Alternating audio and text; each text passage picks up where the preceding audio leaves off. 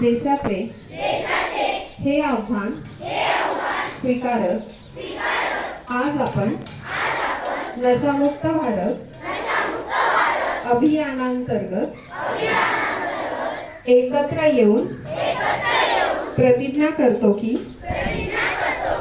केवळ समुदाय, कुटुंब, मित्र नाही तर आपण देखील नशामुक्त राहू.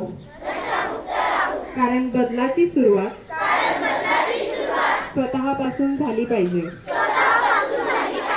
तर आपण सर्वजण मिळून आपला नाशिक जिल्हा तसेच महाराष्ट्र राज्य नशामुक्त करण्याचा दृढ निश्चय करूया.